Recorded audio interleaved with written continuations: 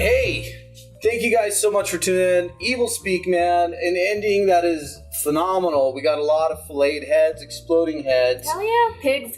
Pigs. Lots eating, of pigs. Yeah. Now, the lady in the one of my favorite parts of the movie, I don't know about you, is the goddamn secretary of the school commandant. She stole his fucking book, and she's trying to get the jewels out of it. Things, yes. Yeah, she's trying to get the jewels out of it. Bitch. And they know. The devil knows. Esteban knows. Father Esteban knows. Don't fuck with Esteban. Don't fuck with Esteban, because don't take his fucking jewels from him, because he's going to send the pigs after you while you're taking a shower with your weird looking boobies. Yeah, they were like... I don't know how to explain They're it. kind of like... They were like little ski slopes. Ski slopey, I was just going to say. Banana tits? Banana tits! There you go. That was the highest pitched I ever They weren't like too banana-y. No, they were straight out like...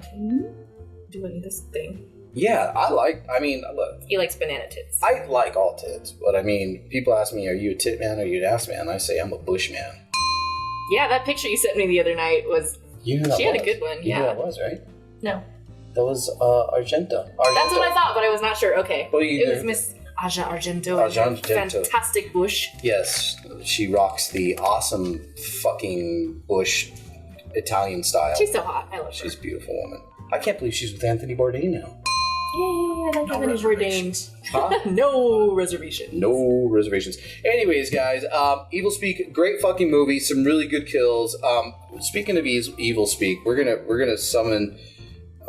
I got blood swipes on my phone. Oh. You know, it's not a good day unless you got blood all over your phone. Yeah. I've really been hanging out with some shamans, and they told me death is coming for me, and I need to embrace it. So that's why I got blood all over me. Yeah. So I'm just kind of letting you guys know that. That's why you're eating aborted babies. Abortions. I'm eating aborted babies. Okay. So, I'm gonna push this down for now. We got a little. Okay, cool. So we're gonna do something here, straight out of EVILSPEAK's computer, because you got a computer that he's typing spells into, and it's telling him he needs to do things. Yeah. I really like the one scene where you have like the pentagram, and all the pentagrams go down, and Yeah. cracks the dude's back, and that was really fucking awesome. By the way, really good kills. Clint Howard, the best. Floating Clint Howard with a sword. You can't. This is Conan's sword. Yes, it is. Conan's sword. Let me see if I could find my. There we go. All right. Okay, here we go. What elements, Vanessa, For a black mass. do we need for a black mass? Mandrake root, juice of aconite, poplar leaves, arsenic, sulfur, black candles, unholy water, and consecrated host. Okay, I can get all these. Oh, right? yes. But unholy water, what is that? It's water that has not been blessed. Which is basically all water. Or maybe water that's been unholy blessed. Ooh. Where's Curse on us. Anton LaVey when you fucking need him? Just go to Flint, Michigan, you'll be fine. There you go. I think it's just water that the toilet bowl that you don't flush for like a day or two. Yeah, it's poo water, So basically. RV That's water. unholy water. Poo and pee water? Yeah, and that's all we got in the RV, so I think we're good. Yeah, I mean, we could distill it for you. No, I'm good. All right, just making sure. Make Okay. it fresh. All right, good. Okay, so that's what we need, and then okay. Secondly, what are the keys to the kingdom of Satan's magic? I have There's a lot of blanks.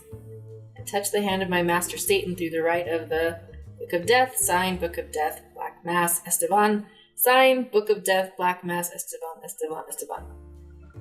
So what we're saying is the guy who sells Dos Equis Yeah. is the most interesting man in the world. Is Satan himself. That's why he's so interesting. Stay evil, my friends. Yeah. Stay evil, my friends. Drink unholy consecrated piss shit water. Yes. It's the only way to get through life. That's right. All right. Mail time. Yay!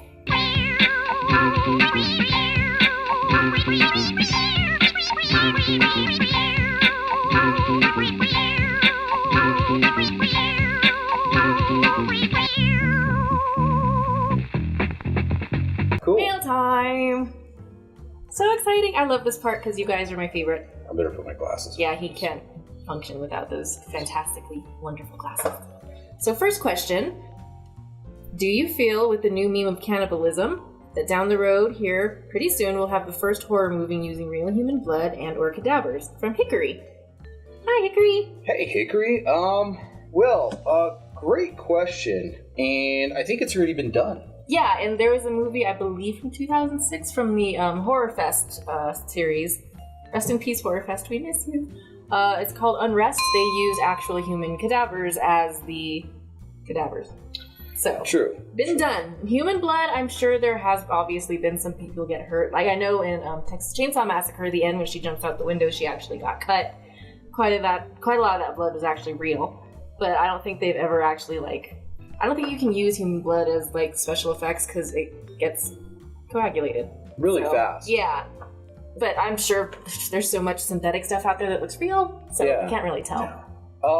Yeah. I mean, it does get coagulated really fast, so it's kind of hard to use it. I mean, there have been movies, and if you look at the exploitation movies, Faces of Death, Traces of Death, there's always human blood, real stuff in there. But one of the main things, the first movies that I've ever seen that used actually real, autopsy or even human stuff, not even autopsy, but human stuff, open heart surgery was Night of the Bloody Apes. Yep. There was an open heart surgery scene in there, and that shit was real. It's all real. I was like, what the fuck? Return of the Living Dead. You go back to Return of the Living Dead. Now, they didn't use real humans, but they used calf brains. Yeah. On all their prosthetics and their props, and they were actually eating those to make them look really real. So you got a lot of movies like that. Lucio Fulci loved to use animal parts as well. City of the Living Dead, when the girl's puking her guts out, those are pig guts, so they get used up a lot, man. I mean, and Night of the Living Dead as well. They got those from a local barber, the butcher. Yeah, they got all the entrails and stuff, and they were actually eating, and it was covered with chocolate sauce instead of blood because it didn't photograph the right way. So yeah, pretty fucking nasty, but it looked good. Pretty cool, man. Great question, Hickory. Thank you. Yes. Next question. Oh, I know who this is. Do you do requests? As a UK fan of Androidvision, I'd like to request more British horror. Can you maybe show Psychomania or Phantom of Paradise? Mr. John Cajun Jones. Oh, thank you, sir. Round of applause for John Yay. Cajun Jones. How are you doing? Our UK buddy. Yes. Mr. John Cajun Jones, great question. We should do a UK. That would be awesome. Couple UK movies this summer. UK horror. And I think we can do Psychomania because I did find it in the vault.